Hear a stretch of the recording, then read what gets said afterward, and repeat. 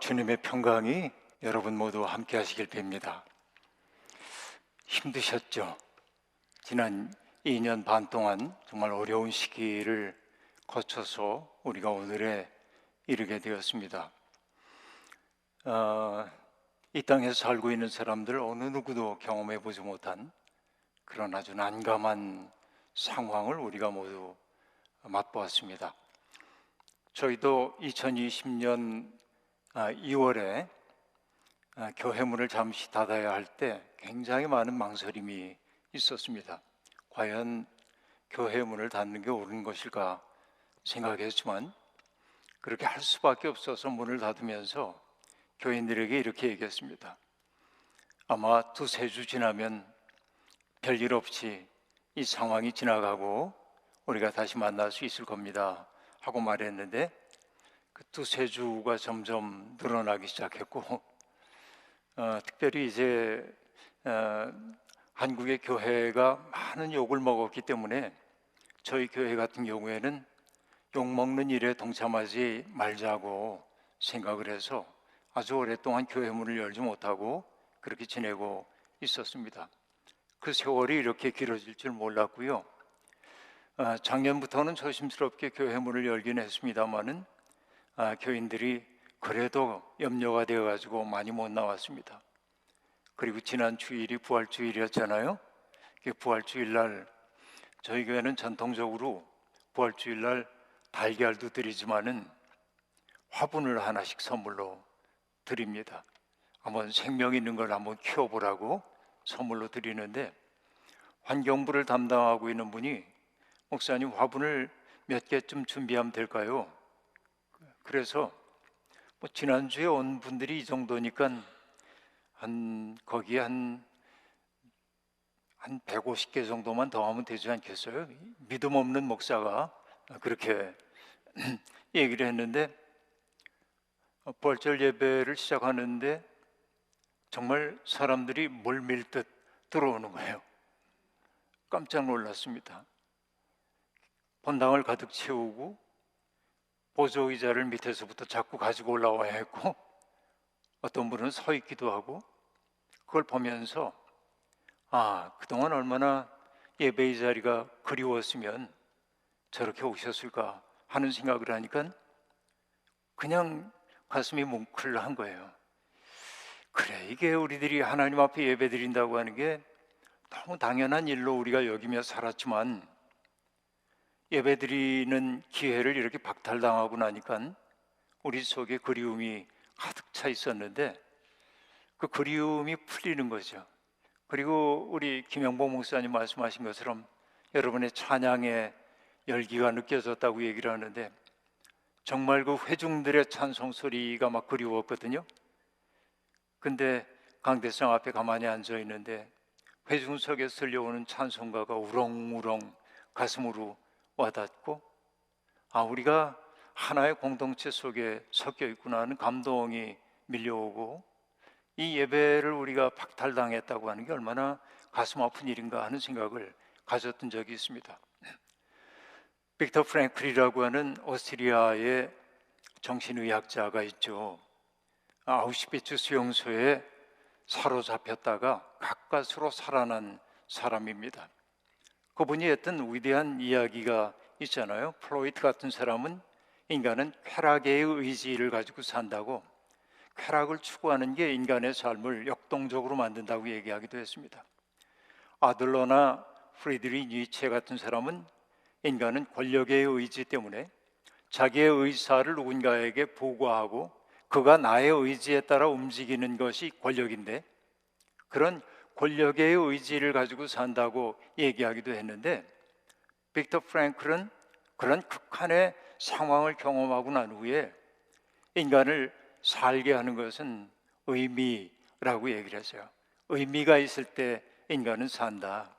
의미가 없으면 인간은 살아도 사는 게 아니다. 그래서 의미를 추구하는 인간에 대한 이야기를 한 바가 있습니다. 근데 그가 죽음의 수용소라고 하는 책에서 자기의 그 실존적인 경험들을 쭉 나누다가 나중에 나치가 패망하고 마침내 자유로운 몸이 되었을 때 얘기를 들려줍니다. 이제 독일군들이 다 사라졌습니다. 수용소에 있던 사람들이 수용소의 문 밖으로 나가보고 싶은데 그동안의 관성 때문에 함부로 나가지 못하고 쭈뼛쭈뼛하고 있는데, 발걸음을 수용소 밖으로 옮기는데도 위에서 기관총을 가지고 자기들을 바라보고 있던 사람들이 아무런 제재를 가하지 않는 겁니다. 그래서 조심스럽게 바깥 마을로 나갔다가 또 돌아오고, 정말 우리가 해방됐구나 그렇게 생각하는데, 어느 날 수용소 문 밖을 혼자 걸어 나가가지고 저 들판에 쭉 나가게 되었습니다. 가만히 생각하니까 새소리가 들려오고, 이 주변에 몇 킬로 주변에는 아무런 사람이 없을 것 같은 생각이 들고, 그리고 바람도 살랑살랑 불어오고 꽃들은 피어나고, 그 순간 그는 그 장엄한 세계에 내가 초대받았다는 사실에 놀라 무릎을 탁 꿇고 하나님을 찬미하거든요. 이런 느낌이죠. 이런 느낌. 그게 진짜 예배 같아요.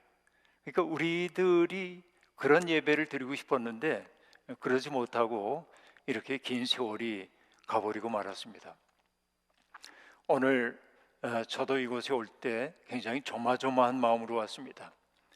여기 약속하고 여기 온다고 하니까 다른 교회들이 또 몇 군데 말씀을 전해달라고 그래서 오케이를 해놨는데, 오기 한 달쯤 전 되니까 내가 지금 확진되면, 코로나에 확진되면은 어떡하지 하는 생각이 있으니까 매사에 조심스러워지고 사람도 안 만나고 바깥에 다니지도 않고 음식점 가지도 않고 매우 조심스럽게 아슬아슬하게 지내면서 종말을 맞는 심정이 이런 건지도 모르겠다 하는 생각을 갖게 되었습니다.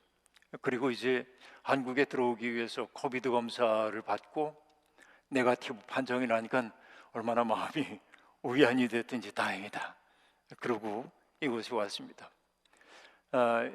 온 지 이제 만 이틀도 되지 않습니다만은 여러분들을 만났고 여러분들이 어떤 기대를 품고 있는지에 대한 이야기를 들으면서 내가 감당할 수 있는 감당할 수 없는 은혜 가운데 있구나 하는 생각을 갖게 되었습니다.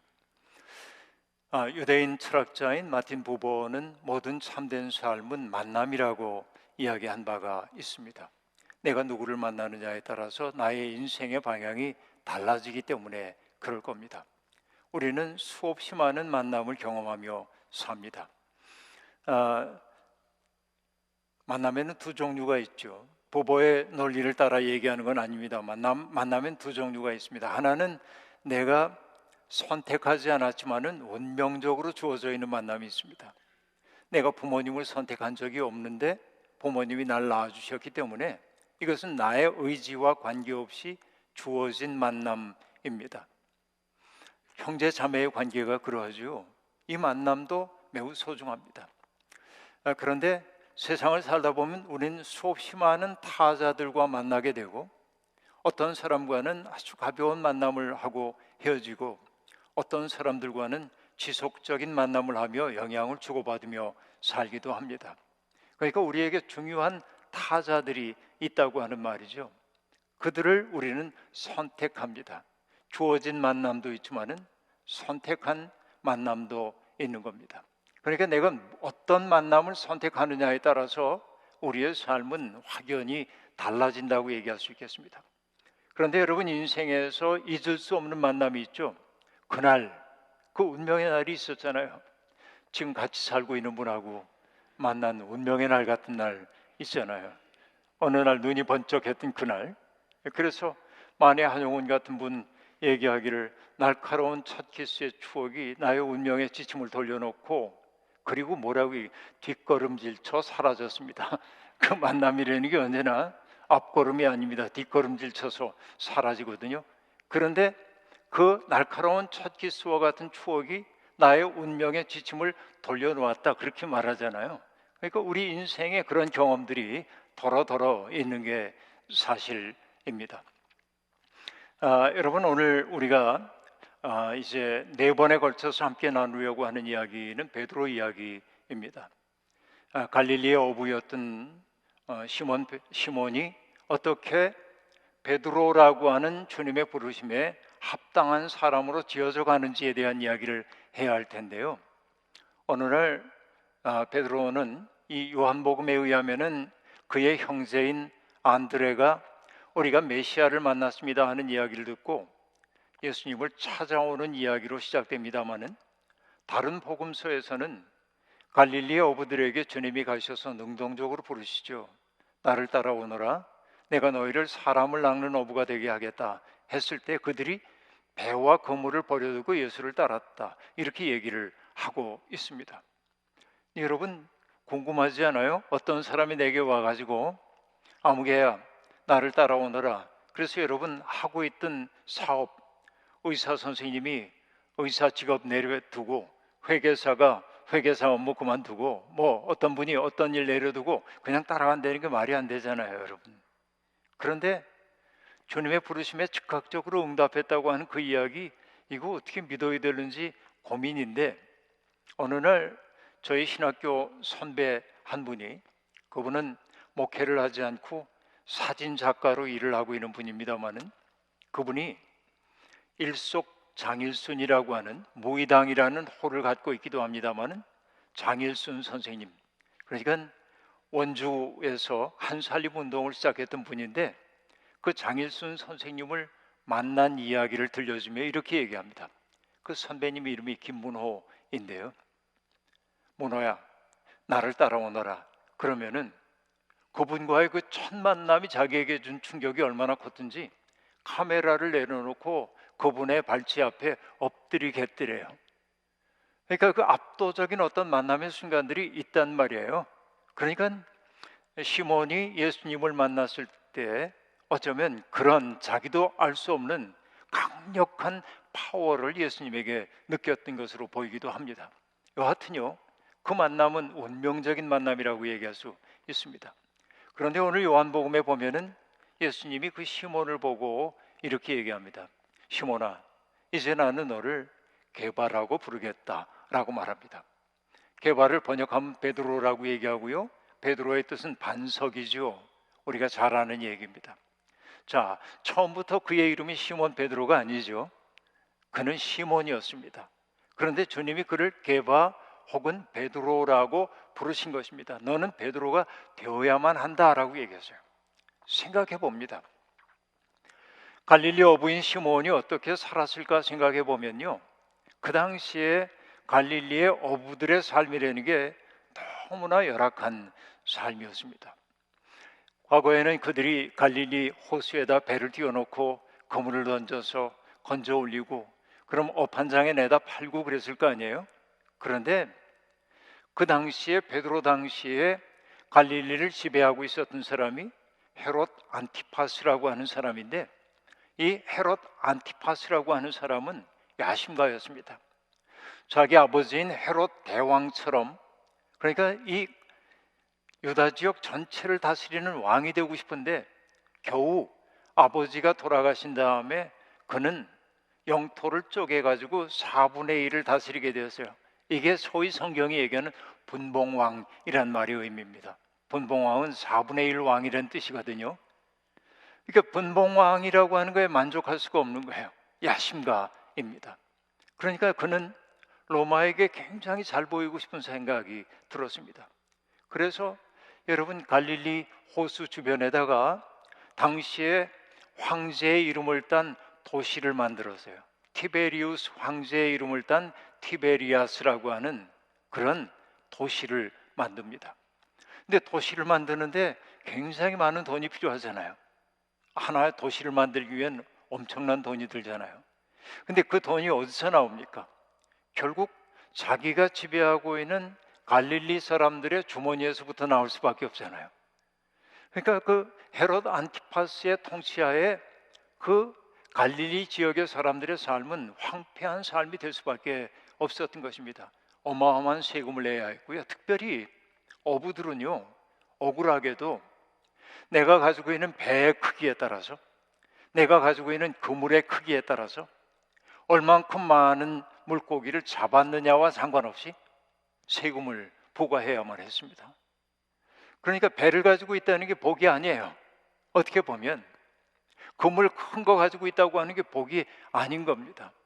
게다가 내가 물고기를 잡아 올려 가지고서는 내가 어시장에 내다 팔면 좋겠는데, 이 헤롯 안티파스는 뭔가 외화벌이를 해야 했기 때문에 갈릴리에서 잡히는 물고기를 수출해서 돈을 벌어야 했기 때문에 갈릴리 호수 옆에다가 물고기 염장 처리 공장을 만들어 놓고 헐값에 어부들에게 넘기도록 한 겁니다.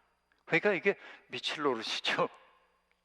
그러니까 시몬 베드로는 제가 가만히 생각해 보면 바다에서 노동으로 한평생을 살아온 사람이 보면은 얼굴도 햇빛에 시커멓게 그을렸을 거고, 손에는 노동의 자취들이 있었을 거고, 그 시대에 대한 울적함 때문에 이 시몬의 모습 속에서는 아주 그 거친 모습이 보였을 수 있습니다. 그런데 예수 그리스도가 그 시몬을 바라보면서 딱 뭐라고 얘기하냐면은, 야, 시몬아, 넌 참 험하게 생겼구나, 안 그런단 말이에요. 그 시몬을 보고 뭐라고 얘기하셨어요? 시몬아, 나는 너를 이제부터 게바라고 부르겠다. 게바라고 하는 게 번역한 베드로인데, 베드로는 바위라고 하는 뜻이죠. 다시 얘기하면 뭐예요? 예수님이 그 외형적인 시몬의 모습 속에 있는 영혼 깊은 곳에 있는 가능성을 보아낸 거죠. 그게 바로 반석과도 같은 굳은 마음을 본 거죠. 그것은 가능성일 뿐입니다. 여전히 그렇잖아요. 그것을 보아내는 거예요. 여러분, 고등학교 다닐 때 혹시 김춘수 선생님의 꽃이라고 하는 시를 배웠는지 모르겠습니다. 그 꽃이라고 하는 시의 첫 대목은 그렇게 시작되잖아요. 내가 그의 이름을 불러주기 전에 그는 다만 하나의 몸짓에 지나지 않았다. 그러나 내가 그의 이름을 불러주었을 때 그는 내게로 와 꽃이 되었다라고 얘기합니다. 이게 뭘 의미하냐면 호명행위의 중요함을 얘기해주고 있는 것입니다.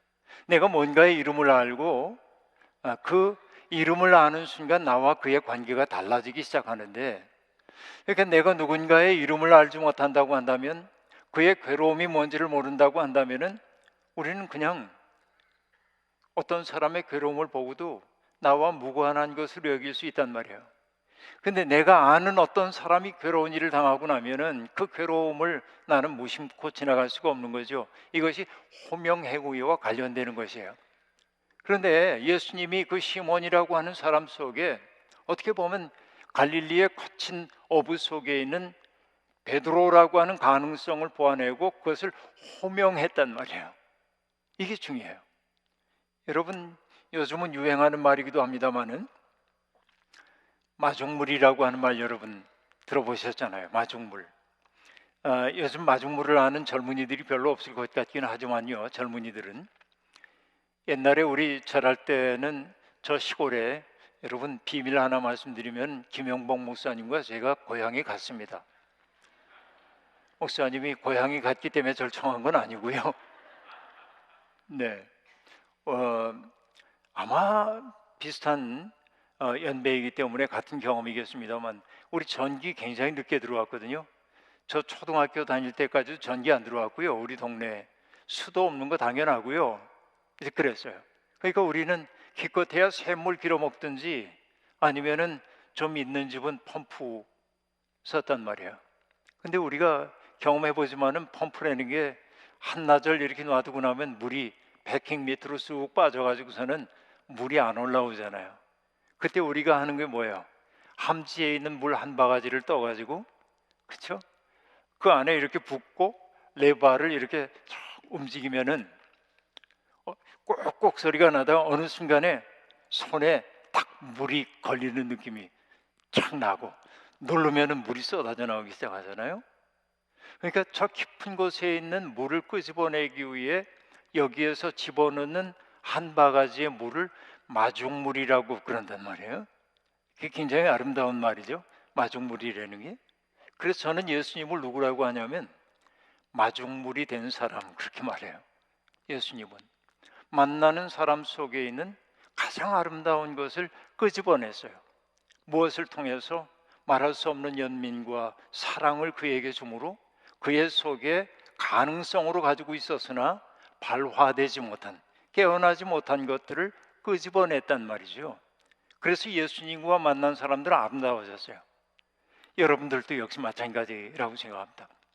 그러니까 아직도 예수 교회를 한 50년 다녔는데도 아름다워지지 않았으면 아직 예수님과 덜 만나서 그런 겁니다. 이게 참 중요한 건데요. 그러니까 그날의 만남이 아까 만해 한용운의 얘기대로 하자고 하면 날카로운 첫 키스와 추억과 같은 거예요. 어느 날 내 영혼을 압도하고 있는, 압도하지만은 그러나 나를 짓누르는 게 아니라 나를 한없이 포근하게 안아주는 그 거룩함의 실체와 만났을 때 베드로는 나를 따르란 말을 들었을 때 지금까지의 모든 것 버려두고 그분 따라갈 수 있었어요. 이게 이제 종교적 진술이고요. 사회 경제적으로 얘기하면 아까 얘기한 대로 배를 가지고 있거나 금을 가지고 있으면 이게 세금 덩어리예요. 네. 그러니까 야, 이거 죽지 못해 이거 하고 있지. 이거 할 수만 있으면 그만두고 싶어 하고 있는데 예수님이 날 따르라 그러니까 배와 금을 버려두고 따랐다. 그렇게도 볼 수 있단 말이에요. 잘 맞는지 잘 모르겠어요. 근데 그런 느낌도 든다 하는 얘기입니다. 근데 여러분, 아까 이제 마틴 부버 얘기하면서 모든 참된 삶은 만남이라고 하는 말씀을 여러분께 드렸는데요. 내가 누굴 만나느냐는 게 참 중요하다는 말씀했어요. 여러분 가수 인순이 씨 아세요? 인순이 씨 잘 아시잖아요. 인순이 씨가 아주 그 신앙에 대한 관심이 굉장히 많아요. 지난 작년에 몇 월인지 잘 기억이 안 나는데 제가 유명한 연예인들하고 밥을 먹었답니다. 노사연, 또 개똥벌레를 불었던 신영원, 인순이, 개그우먼 이성미, 그분들이 저하고 밥을 좀 먹자고 그래서 그 밥 먹읍시다. 신앙적인 관심이 대단히 많아요, 이분들이. 그런 얘기를 듣고 싶어가지고 제가 그 인순이 씨하고도 이런저런 얘기를 그날 많이 나눠봤습니다. 근데 어느 날 그 신문에서 보니까 인순이 씨의 자기 경험 얘기를 하고 있는데 인순이 씨가 어린 시절에 동두천 쪽에 살았다는 거예요. 그리고 아시다시피 얼굴빛이 좀 검잖아요, 그분이.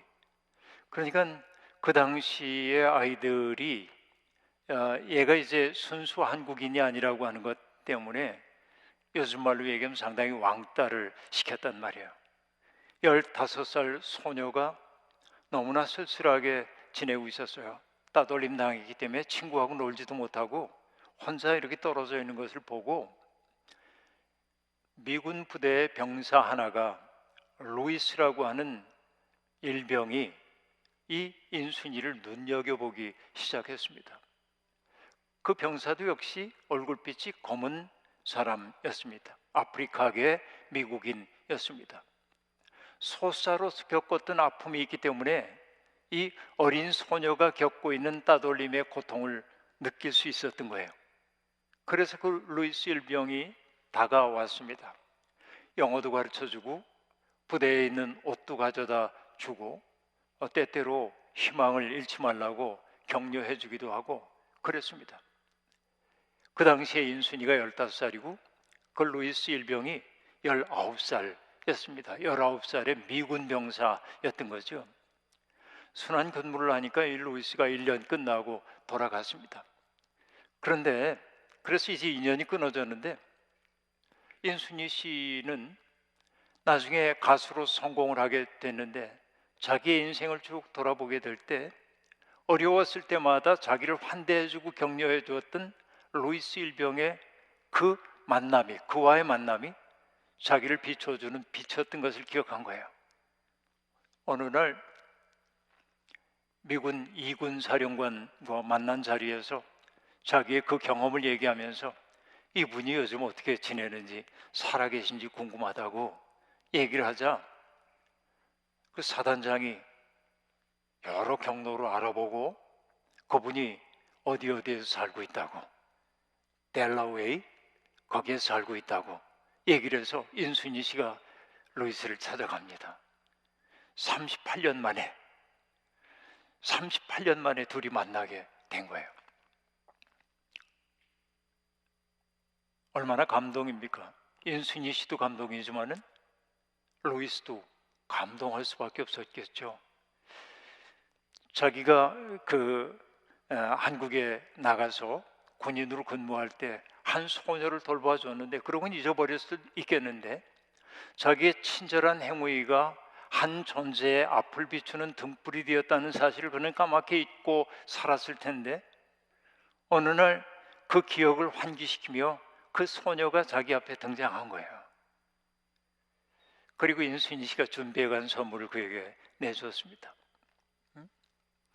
뭐 오리 7마리가 있는 뭐 이런 조각 같은 걸 내주고, 내가 가수인데 노래를 하나 불러드리고 싶다고. 그리고 인순이가 부른 노래가 Amazing Grace. 그 노래 여러분 상상만 해봐도, 그때 그 느낌을 상상만 해봐도 얼마나 큰 감동이 되는지 알 수 없습니다. 아마 루이스도 감동했을 겁니다. 여러분, 때때로 우리 인생이 그렇습니다. 나도 모르게 누군가에게 했던 말 한마디가 어떤 사람 일생 동안 내내 그를 지켜주는 하나의 든든한 동아줄 같은 경우가 되는 경우가 있습니다. 반대의 경우도 있죠. 누군가가 무심코 던졌던 말이 내 마음속에 시퍼런 멍이 돼가지고 일평생 그 그늘로부터 벗어나기 힘든 말들도 있는데, 이렇게 한 만남이 어떤 존재를 완전히 새롭게 만든다는 사실을 우리들이 알 수 있습니다. 그 때문일까요? 그때 느꼈던 그 감동 때문일 겁니다. 인순이 씨는요, 지금 자기의 사죄를 다 털어가지고 홍천에 우리나라에 와서 살고 있는 다문화 가정 아이들이 있잖아요. 얘들이 굉장히 어려움을 겪고 있거든요. 그 아이들을 돌보는 대안학교, 해밀학교라고 하는 걸 세워가지고 아이들을 전폭적으로 돌보고 있어요. 자기가 버는 거의 대부분의 돈을 거기에 집어넣으면서 그렇게 지내고 있습니다. 자기가 어린 시절에 받았던 그 은혜를 돌려드리고 싶은 거예요. 그러니까 여러분, 그날, 지금부터 뭐 한 40년도 더 된 얘기입니다만, 인순이 씨가 지금 아마 한국 나이로 66세인가 그럴 거예요. 그렇게 되니까 한 50여 년 전, 그때 있었던 하나의 사건이 씨가 되어 가지고서는 오늘 그가 똑같은 행위로 갚아주고 있음을 우리들이 볼 수 있습니다. 만남이 일으키는 변화의 사건이라고 얘기할 수 있겠습니다. 근데 여러분, 이 베드로가 시몬이 예수님을 만났을 때 갈릴리의 형편이 어떤가 하는 걸 조금만 더 생각해 보면요, 1인당 1세기 팔레스타인의 1인당 GDP가 46.9 데나리온입니다. 그러니까 데나리온은 여러분 다 잘 아시죠? 노동자의 일일 품삯, 대개 그렇게 알고 있습니다. 뭐 일일 품삯이 얼마인지 정확히 알기 어렵지만은 요즘은 한국이 노동력이 굉장히 비싸서 10만 원짜리 노동력은 없지만 편의상 하루에 10만 원 일당이라고 한다면 46.9 데나리온 그러면은 1년에 얼마를 버는 거예요? 한 500만 원쯤 버는 겁니다. 잘해야. 그렇죠. 잘해야. 그런데 그 중에서 세금을 25 내지 30%를 떼어야 되고요. 그러고 남는 게 별로 없는 거예요. 그런 상황입니다. 게다가 4, 5인 가족이 최소 생계를 잇기 위해서는 200데나리온 정도가 필요했는데 한 가정이 200데나리온 정도를 버는 일이 매우 드물었다, 이렇게 볼 수 있습니다. 그래서 우리가 복음서를 보면은 여러분, 오병이어의 기적 얘기 나올 때도 많은 사람들이 주님을 따라왔는데 주님이 염려하잖아요. 이 사람들이 돌아가다가 기진할까 봐 염려된다 하고 얘기합니다. 그리고 제자들에게 너희가 먹을 것을 주라고 얘기해요. 왜 그럴까요? 이 사람들은요, 정말로 하루 3끼 먹는 거 상상하기 어려운 그런 시대였습니다. 이게 1세기 팔레스타인의 상황이기도 합니다. 그리고 더 놀라운 게 뭐냐면 달걀 하나 값이 얼마냐면 1데나리온쯤이에요. 그러니까 단백질 섭취할 수가 없어요, 그 당시에는. 그래서 가만히 생각해 보면 제가 처음에 복음서를 읽으며 궁금했던 것 가운데 하나가, 아니 왜 이렇게 이 당시에는 병자들이 많아? 그래서 예수님 병 고치는 얘기 나오잖아요. 그런데 1세기에 팔레스타인의 사회 경제사를 읽다 보니까 대부분의 사람들이 만성적 영양실조 상태 속에 있었구나 하는 걸 알 수 있어요. 그러니까 만성적 영양실조 상태에 있으니까 어떻습니까? 병이 들어오면은 면역력이 없기 때문에 병 걸리는 거예요. 그래서 여러분, 예수님이 병든 자의 병을 고쳐서 되는 것을 그냥 신비한 사건으로 볼 게 아니라 그들의 삶의 형편과 관련시켜서 보니까 너무 가슴이 찡한 거예요. 주님은 그들의 아픔을 그대로 고스란히 느낀 거예요. 그 시대에 사람들이 경험하고 있었던 고통과 아픔을 고스란히 당신의 것으로 느끼셨던 거지요. 이게 예수님의 치유의 이적 속에 등장하는 겁니다. 그러니까 어떤 사람이 병든 모습을 보면 주님이 그냥 혀를 차면서 안 됐네 이러지 않으셨다 그 얘기예요. 주님은 어떤 분이셨습니까? 세상에 있는 모든 아픔이 당신과 무관하지 않다고 느끼셨어요. 이게 예수 그리스도의 복음서에서 보면은 분명히 그러합니다. 여러분, 저희 선배 목사님 한 분이 들려주시는 이야기가 있는데요. 어느 날 동해안에 있는 조그만 마을에서 목회를 하고 있는데 담임 목사 혼자 하니까 교회 학교 아이들도 다 가르쳐야 했답니다. 근데 앞에서 교회 학교 아이들하고 그 낮 예배, 어른들 예배 드리기 전에 교회 학교 아이들 이렇게 모여서 공부를 하고 있는데 그날 선한 사마리아 사람의 비유 얘기를 들려주고 있었대요. 아이들이 잘 듣는데 한 녀석이 장난만 치고 안 들어요. 장난이 너무 심해요. 그래서 그 목사님이 그 아이에게 질문을 던졌답니다. 아무개야, 그 사마리아 사람이 왜 강도 만난 사람을 도와줬지? 그렇게 물었어요.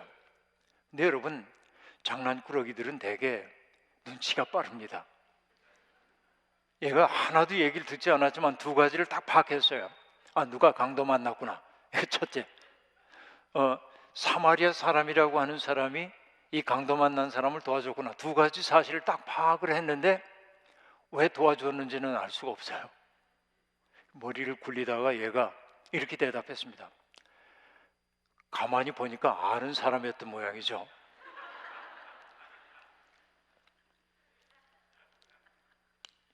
웃기잖아요.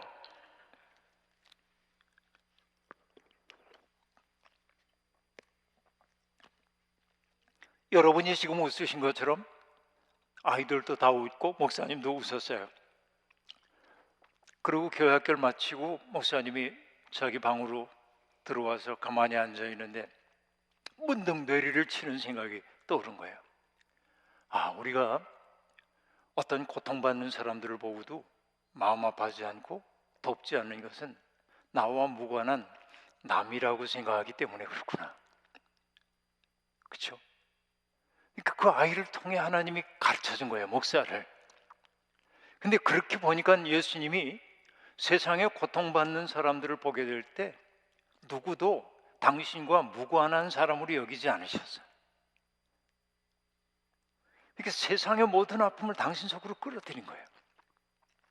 여러분, 시인 윤동주 있잖아요. 윤동주가 연희 전문학교를 다니면서 시작 활동을 열심히 했는데 1943년이 되었을 때 시를 딱 안 써요. 그 시대의 어둠에 너무나 절망했기 때문에 시를 안 써요. 9개월인가 후에 시를 쓰기 시작했습니다. 그때 썼던 시의 제목이 뭐냐면 팔복이에요. 팔복이 뭔지 여러분 아시죠? 복음서에 나오는 심령이 가난한 자는 복이 있나니 천국이 저희 것이며 그거예요. 근데 윤동주의 팔복은 어떠하냐면 슬퍼하는 사람은 복이 있나니. 그러면 여러분 대꾸가 나와야 되잖아요. 저가 위로를 받을 것이며 이렇게 나와야 되는데 윤동주 그렇게 안 했어요. 슬퍼하는 사람은 복이 있나니, 슬퍼하는 사람은 복이 있나니, 슬퍼하는 사람은 복이 있나니 8번 반복을 해요. 8번을. 그리고 윤동주의 욕필 원고를 보면 그 다음에 뭐라고 쓰냐면 저가 슬퍼할 것이며 이렇게 써요. 그러다가 만년필 가지고 이렇게 지워요. 그리고 그 옆에 뭐라고 쓰냐면 저가 위로를 받을 것이며 대꾸를 그렇게 썼다가 그것도 아니라고 생각했는데 또 지워요.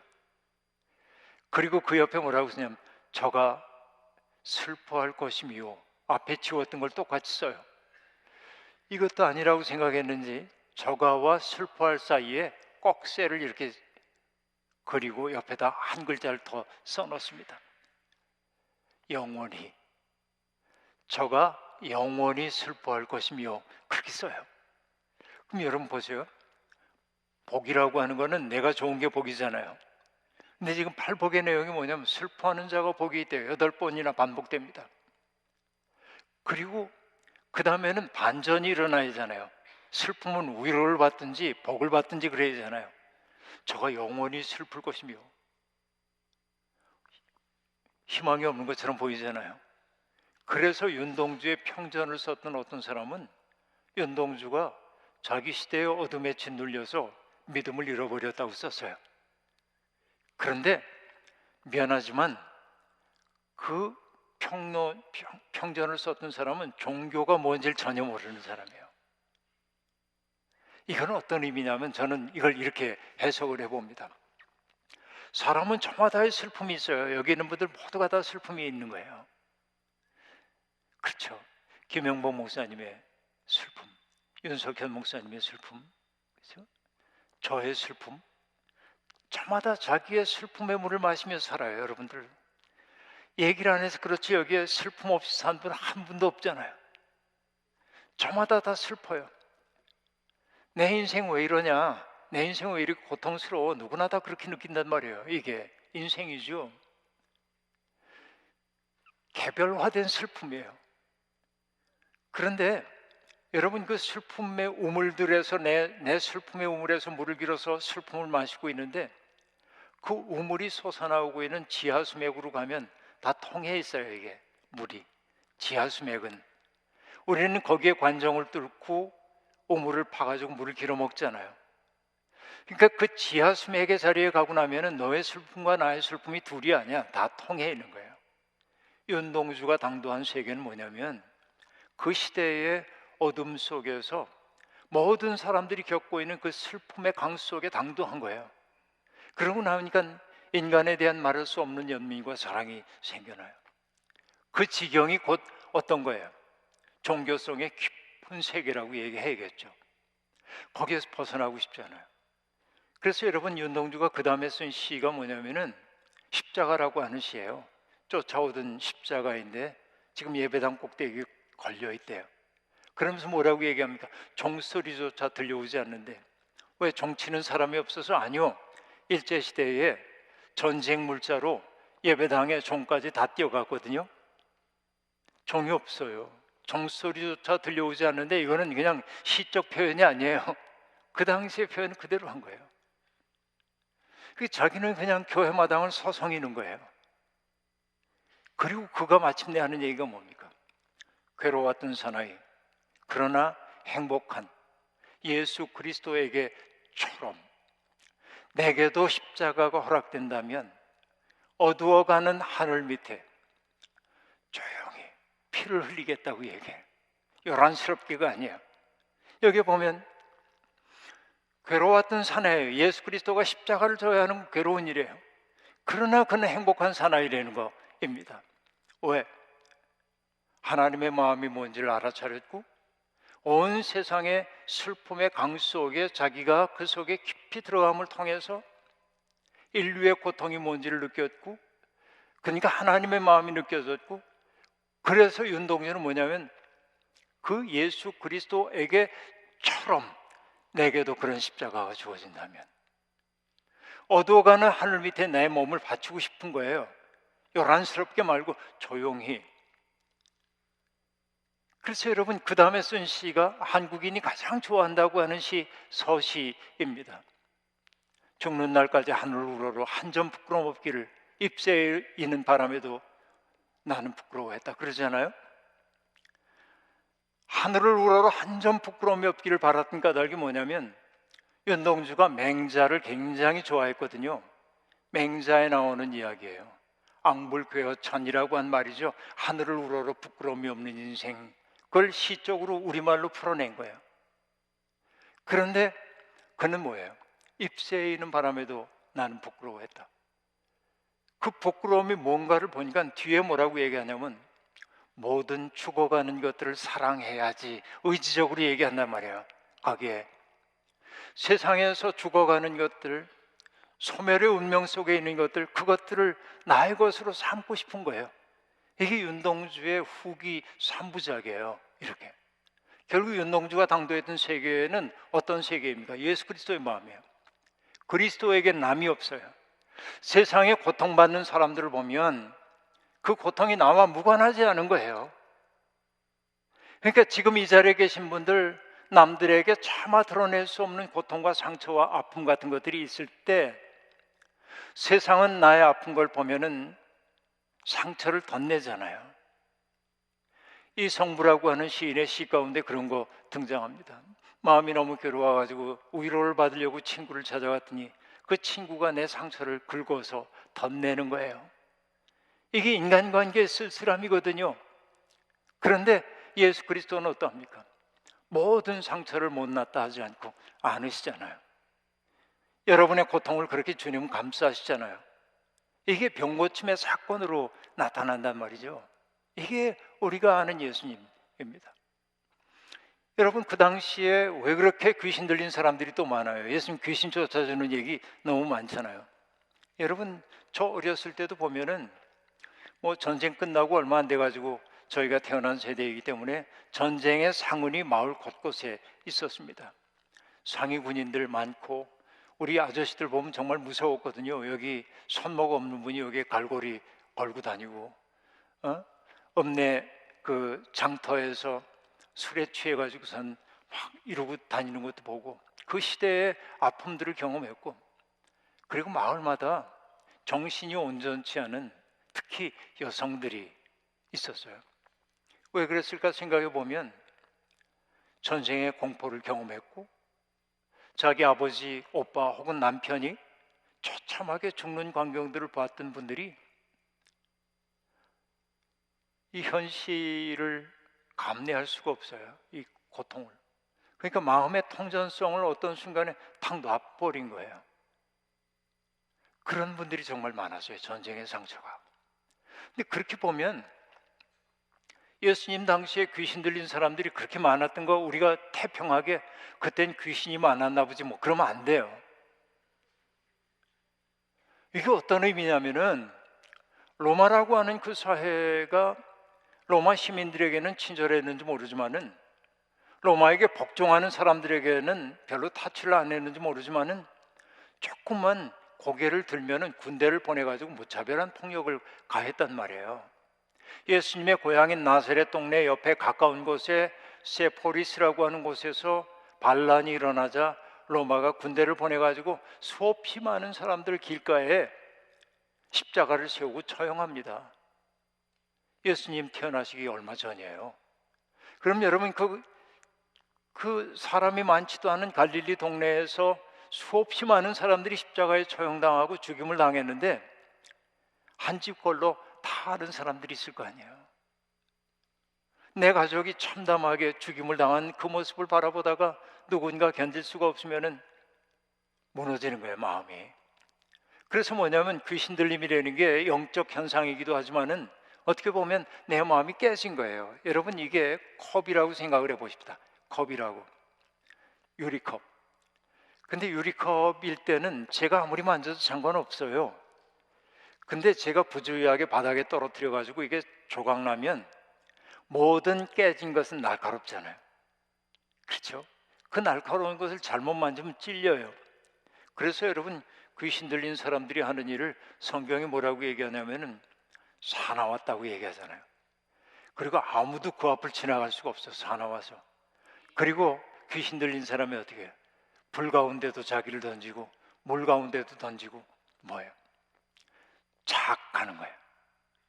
그리고 남에게도 공격적이에요. 이게 뭐 때문에 그래요? 조각나서 그렇다 그 얘기예요. 영혼이 조각난 거예요. 상처받은 영혼이에요. 그러니까 사람들은 그렇게 귀신 들린 사람들을 바라보면은 위험하다, 더럽다, 불결하다 이렇게 얘기한단 말이에요. 그러나 주님은 그 사람들을 사랑으로 안잖아요. 그리고 고쳐주시잖아요. 여러분, 이게 참 중요한 거예요. 그런데 여러분, 제가 이제 그 미국령입니다만 괌이라고 하는 곳에 가서 말씀을 전한 적이 있습니다. 괌에 가면은 바닷가가 아름답거든요. 산호초로 되어 있는 아름다운 곳이에요. 한 100여 미터 이렇게 나가도 깊지가 않죠. 산호로 이렇게 되어 있기 때문에. 저는 겸손해서 깊이 안 들어가고 거기에서 이렇게 이제 보고 남 시키는 대로만 하는데, 거기 목사님 한 분이 이런 얘기를 제게 들려주십니다. 한 번은 한국에서 오신 목사님 한 분이 깊은 곳을 가보고 싶다고 그래서 가면 안 된다고, 산호초가 끝나는 곳이 아주 깊은 바다에서 위험하다고. 그러나 여러분, 한국 목사님들이 얼마나 무모하게 용감한지 아시죠? 할 수 있다 하신 이는 나의 능력 주 하나님. 그쪽으로 가본 거예요. 굳이 하지 말라는 짓을 왜 해요? 근데 그만 이제 미끄러졌어요. 바위에 넘어졌는데, 넘어진 자리가 마침 산호초 밭이었어요. 성게밭. 넘어져가지고 이제 뭐 바지 제대로 입었을 리 없고 가시에 다 찔린 거예요. 아프다면서요. 성게 가시에 찔리면 아프대요. 못 믿겠으면 한번 찔려보시길 바랍니다. 네. 근데 너무나 고통스러워요. 병원에 갔는데 그 의사 선생님 핀셋 가지고 그걸 하나하나 뽑으려고 그러는데, 뭐 전 잘 모르지만은 성게 가시가 낚싯바늘에 미늘처럼 돼 있어가지고 역방향으로 이렇게 안 나오는 거예요. 얘가 똑똑 부러지기만 하고 속에 박힌 녀석은 안 나오는 거예요. 미칠 것 같은 고통인데, 그 괌의 현지인이 웃으면서 여기 병원 올 거 없습니다. 빨리 집으로 가가지고 욕조에다 따뜻한 물 받아놓고 식초를 몇 병 풀어서 거기 들어앉아 있으라고. 들어앉아 있었더니 녹더래요. 그게 속에 박혔던 가시가 녹아서 통증이 사라졌어요. 근데 그 얘기를 하신 끝에 이 목사님이 제게 이렇게 얘기했습니다. 목사님, 가시는 뽑는 게 아니라 녹여야 하는 겁니다. 여러분, 근데요, 생각해 보면 우리의 몸에 박혀있는 가시들이 참 많아요. 어떤 사람이 내게 했던 말들, 내게 보냈던 눈초리, 내게 했던 행동, 이런 것들이 가시처럼 우리 속에 박혀서 뽑히질 않아요. 이게 그렇잖아요. 그래서 우리는 거기에 사로잡혀 살고 있단 말이에요. 그런데 여러분, 예수 그리스도는 그 가시를 하나하나 뽑아주겠다고 한 게 아니라, 어이구 불쌍한 거, 그냥 사람들이 불결하다고 더럽다고 하는 그 존재를 그냥 부둥켜 안은 거예요. 그게 그를 고친 거예요. 여러분, 니코스 카잔차키스라고 하는 그리스의 문학가가 있습니다. 그 사람의 그리스인 조르바라고 하는 책에 보면 아주 거칠고 서슴없는 사나이 조르바라고 하는 사람을 만난 나의 이야기가 등장합니다. 나는 샌님 같은 사람이거든요.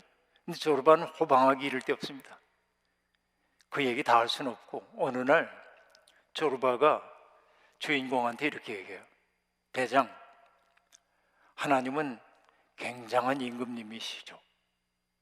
그래 물어요. 조르바, 하나님이 굉장한 임금님이라는 게 무슨 소리야? 그래서 조르바가 이렇게 얘기합니다. 하나님은 천국 문 앞에 베드로를 세워놓고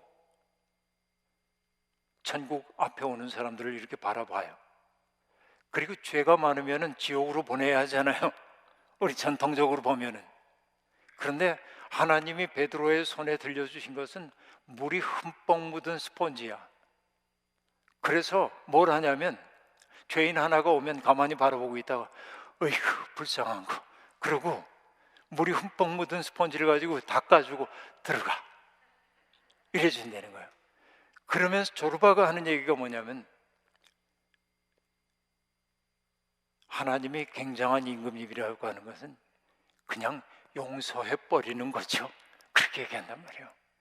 그러니까 여러분, 예수님 당시에 바리새파 사람들이나 율법학자나 이런 사람들이 늘 했던 건 뭐냐면, 이 사람이 한 행위가 죄냐 아니냐 꼬치꼬치 따지고, 그 죄가 있다고 한다면 이 사람의 죄냐 누구의 죄냐 해석했어요. 죄는 그대로 남고 아픔은 그대로 남아요. 주님은 해석하지 않았어요. 뭘 했어요? 그가 겪고 있는 고통을 보시고 그 고통을 당신의 것으로 받아 안았어요.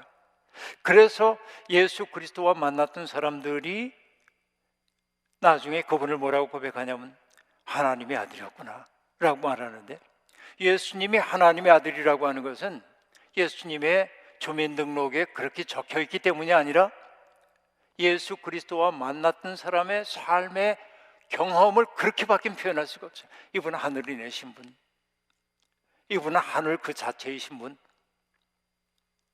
그죠? 베드로는 그런 예수님을 만났단 말이에요. 그런 예수님을. 그러니까 얼마나 행복해요. 얼마나 기뻐요. 여러분 어떤 하나님을 만나셨습니까? 여러분 오늘 제가 점심에 우리 교회 연세가 좀 드신 레이디들하고 식사를 했습니다. 너무 즐거운 시간이었어요. 근데 그분들을 가르쳐 주었던 목사님 가운데 한 분이 마경일 목사님이라고 한 얘기를 들었습니다. 그런데요, 저는 청년 시절에 생전 처음 교회를 갔거든요. 청년 시절에. 고등학교 졸업할 때까지도 교회 한 번도 가본 적이 없고, 그런 아주 어떻게 보면 완악한 사람인데, 직장 생활하다 그만두고, 그러고 굉장히 외로울 때, 어제도 누가 얘기를 하고 잠깐 얘기를 했습니다마는 인생의 실패자가 된 것 같은 고통을 제가 느꼈어요. 내 설 자리가 없는 거예요. 직장에서도 내가 더럽다고 그만두고 나와버렸지, 그리고 내가 하고자 하는 일 실패했지. 그러고 나니까 여러분, 보르 헤르트라고 하는 사람의 작품 가운데 문 밖에서라고 하는 작품인데, 내 앞에서 문이 딱 닫힌 것 같은 느낌이 들고 내 설 땅이 없는 것 같은 느낌이 들어요. 어느 날 한강변에 이렇게 서 있는데, 저녁 나절인데 서쪽에서 해가 이렇게 비치면서 물이 반짝반짝 하는데, 그 세계가 너무 고요해 보여요. 내 마음에는 태풍이 불고 있는데 미칠 것 같은데 설당이 없고 여긴 너무 고요해. 순간적으로 들어가고 싶다는 충동이 내 속에 생겨났습니다. 근데 정말 기적처럼 그때 그 당시에는 교회 종소리가 종이 울렸는데 땡땡 하는 교회 종소리가 들렸고, 생전 처음으로 저기에 가고 싶다, 소리가 있는 곳에, 그 생각이 들었어요. 근데 정말 영화 같은 사건인데, 어머니가 제 앞에 성경 가방을 들고 지나가고 계신 거예요. 한 번도 생각해 본 적이 없는 말을 했어요. 어머니, 저도 교회 가도 돼요? 우리 어머니가 만약에 기석아, 드디어 때가 왔구나, 내가 너를 위해 얼마나 기도했는지 몰라, 가자 했으면 됐어요. 그러고 안 갔을 거예요. 제가 좀 그런 고집쟁이였거든요. 어머니가 막내 아들을 너무나 잘하세요. 지금 저희 어머니 살아계시면은 1915년생이시니까 연세가 어떻게 되는지 계산도 못 하겠네.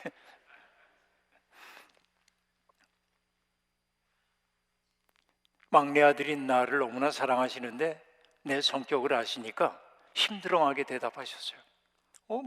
그래 가. 그래서 어머니 뒤를 따라 쫄래쫄래 시장통을 걸어갔는데 가면서 후회가 생겼어요. 내가 미쳤지, 어쩌자고 교회를 간다고 그랬나. 그리고 이제 교회를 어쨌든 갔는데, 저희 어머니는 권사님이셨는데 늘 맨 앞에 앉아서 새벽에도 기도회 5시에 시작하면은 4시면은 교회 가셔서 기도하셔야 하는 그런 분이었는데, 우리 식구는 아무도 믿지 않고 어머니 혼자 그러고 계신데, 어머니를 날 잡아 끌어서 앞자리로 데려가려고 하는데 난 도저히 앞에 갈 수는 없고, 그래서 안 도망가고 뒤에 있을게요. 그리고 교회 기둥 뒤에 이렇게 숨어서 있는데 생전 처음 예배라는 걸 드리는데 어떤 목사님이 나오더니 설교 제목이 광야에 외치는 자의 소리라는 설교였는데 세례자 요한 이야기를 하는 거예요. 저는 성경 얘기 하나도 모르니까 얘기를 들으면서 판단만 하고 있는 거야. 비논리적이야. 그럴 수가 없어. 뭐 이런 그런 짓을 하고 앉아 있는데 나중에 알았어요. 그분이 마경일 목사님이었다는 거. 제가 생전 처음 들은 설교가 마경일 목사님이고 오늘 함께 만났던 분들의 스승이라고 얘기를 하니까 너무나 마음속에 감동이 되기도 했습니다. 근데 그날 들었던 그 설교가 제 운명을 결정한 거나 마찬가지예요. 어떻게 보면. 근데 여러분, 이게 얘기가 길어지면 안 되는데 뭐 조금만 네. 예배 끝나고 이제 후닥닥 도망가려고 그러는데 한 청년이 이렇게 오더니 내 손을 꼭 붙잡고 김기석 씨 잘 오셨습니다 그러는 거예요. 내 이름을 아는 사람이 있어요. 깜짝 놀랐어요. 아니 내 이름을 어떻게 알지? 나중에 알았어요. 우리 어머니가 이 청년들만 보면 우리 기석이도 여기 와야 되는데 우리 기석이도 여기 모여야 하는데 그래서 모든 청년이 저를 다 알아요. 그러니까 어머니가 눈짓을 했어요. 왔다 드디어. 그러니까 그 청년이 와서 내 손을 꼭 붙잡고 김기석 씨 잘 오셨습니다. 그리고 나보고 뭐라고 하냐면 제가 커피 살 테니까 커피 한잔 하자고. 처음 보는 사람하고 커피 마실 수가 없어서 놓으라고 얘기했지만은 그리고 집으로 돌아왔는데 제 마음속에 뭐가 생기냐면 토요일 날 청년회 모임에 오시라고 그래서 가겠다고 약속을 했어요. 그날이 수요일이었거든요. 날마다 내가 토요일을 기다리는 거예요. 왜 아까 얘기했잖아요. 제가 문 밖에 있는 것 같았는데 나를 환대해 주는 사람들이 있는 거 그걸 경험했기 때문에 우여곡절이 많았습니다. 근데 교회 다닐 생각은 없었어요. 너무 재미없었어요.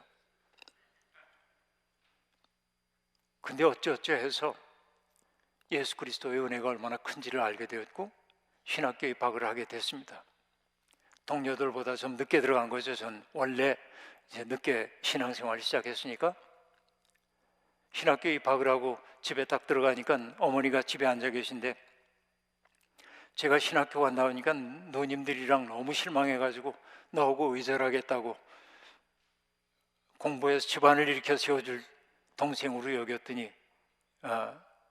그렇게 실망했다고 이제 의절하겠다고 얘기를 했는데 어머니 홀로 집에 계신데 언제나 그런 것처럼 코끝에 돋보기를 이렇게 걸치고 모나미 153 빨간 볼펜 가지고 성경책에 마크를 하며 보고 있다가 제가 학교 다녀왔습니다 그러자 어머니가 돋보기 너머로 이렇게 보더니 이리 와 앉아라 그래서 어머니가 이리 와 앉아라 그럴 때는 정색하신 거기 때문에 저도 그 앞에 무릎을 꿇고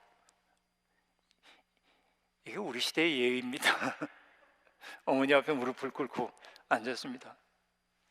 그래서 어머니가 제게 이렇게 얘기했어요. 참 기쁘다. 나는 내 막내 아들이 주의 종 되게 해달라고 14년 동안 기도했다. 하루도 거르지 않고. 내가 교회 갈 생각도 없고 전혀 교회와 무관한 삶을 살고 있는데 어머니는 14년 동안이나 새벽마다 막내 아들 주의 종 되게 해달라고 기도했고 마침내 그 기도가 응답된 거잖아요. 신학교를 가서. 제 어머니는 제가 목사 안수 받는 것을 보고 돌아가셨습니다. 근데 너무 개인적인 얘기를 이렇게 해버리고 말았습니다마는 이 베드로는요, 시몬은 정말 모든 것을 버려두고 예수의 뒤를 따랐죠. 여러분은 무엇을 버리고 그분을 따릅니까? 여러분은 예수를 따름으로 얻고자 하는 것이 무엇입니까? 평생 교회를 다녀도 예수의 그 마음, 세상에서 고통받는 사람들을 바라보면서 그 고통이 나와 무관하지 않다는 것을 느끼지 못한다고 한다면, 세상에 귀신 들린 것처럼 사람들에게 따돌림당하고 고통당하고 있는 사람들의 아픔을 보고도 내 가슴이 미어지지 않는다고 한다면, 우린 과연 예수의 핵심을 붙들었다고 얘기할 수 있겠는가? 예수의 겉껍질은 만져볼 수 있겠지만은 그 핵심은 보지 못하고 살고 있는 것 아닌가? 예수의 그 마음 하나 얻자고 우리들이 부름을 받은 것인데, 그 마음 얻지 못했다고 한다면 평생 교회 다닌 보람이 뭔가 하는 생각을 한단 말이죠. 여러분, 주님은 우리를 당신의 아들과 딸로 불러주셨잖아요. 그렇죠? 아들과 딸로 불러주셨어요. 생각해 보면 우리같이 죄 많은 사람들이 하나님의 아들, 딸이라고 하는 이름에 갚을 수가 없어요. 갚을 길 없는 은혜를 받았어요. 그 사랑이 아니면은 영원히 정말 욕망의 벌판 속에 거닐 수밖에 없었을 텐데, 우리는 예수 그리스도라고 하는 푯대를 바라보며 나가기 때문에 때때로 넘어지기도 하지만은 다시 일어나 푯대를 지향하는 존재가 되었는데, 그것은 나의 의지가 아니라 우리를 값없는 사랑으로 사랑해 주신 그분의 부르심 때문임을 우리가 알고 있단 말이죠. 근데 그 사랑도 위대한 은혜이지만은 그보다 더 큰 은혜는 뭐냐면, 망가진 세상을 고치는데 내 도움이 필요하다고 주님이 우리를 콜하셨다는 거예요.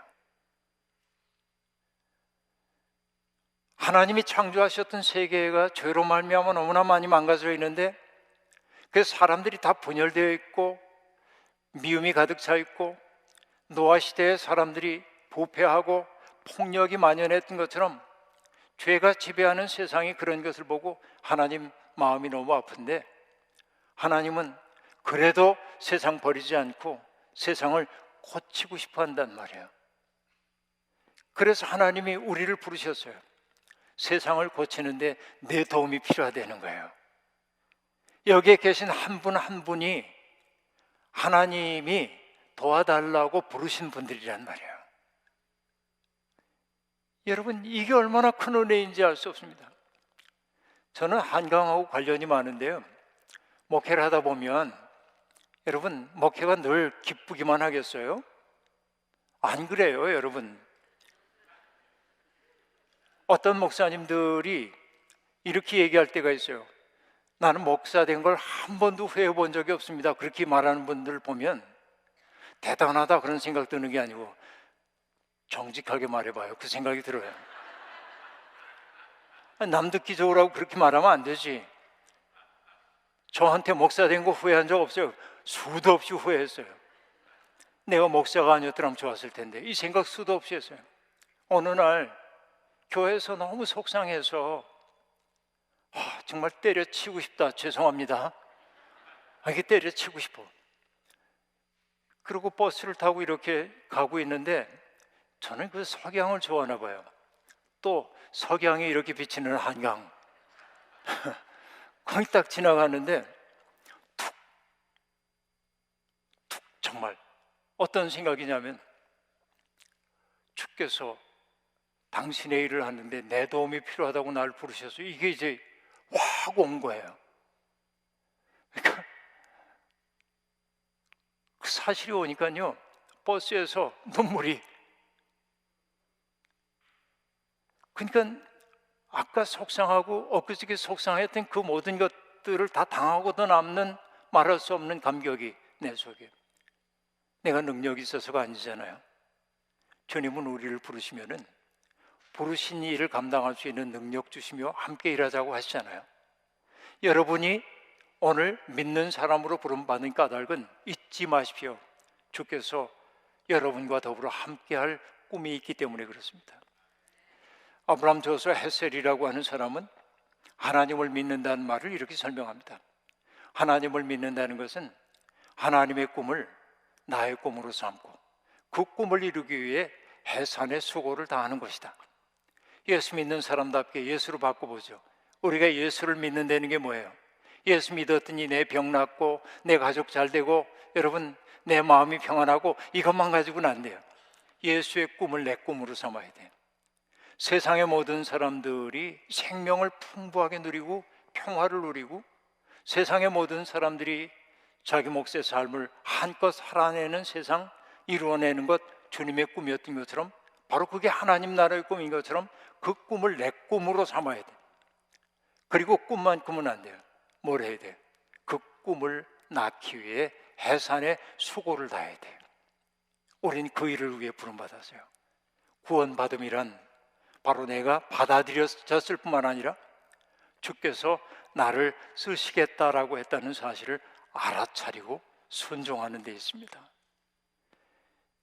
시몬을 보시고 그 사람 속에 있는 베드로를 호명해 내셨던 주님이 여러분 속에 있는 아름다움을 호명하며 그런 존재가 되라 하십니다. 여러분도 주님의 부르심에 응답하는 아름다운 존재들이 되기를 주의 이름으로 축원합니다. 자비로우신 하나님, 오늘도 부족한 종을 통하여서 하나님의 말씀 함께 나누게 하시니 고맙습니다. 워싱턴 사김의 교회에 있는 사랑하는 교우들, 또 이예회에 동참하고 있는 모든 사람들, 그들이 부름받은 것은 하나님의 각별한 은혜이고 또 그들을 통하지 않으면 할 수 없는 일이 있기 때문임을 우리가 깨닫습니다. 이기적이고 정욕적인 우리들이지만 못났다 더럽다 하지 아니하시고 너는 내 것이라 말씀하시면서 함께 일하자고 불러주신 그 은혜에 값하는 인생 살고 싶습니다.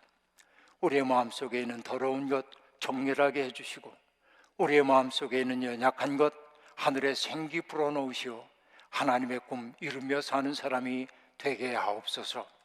예수님의 이름으로 기도하옵나이다. 아멘.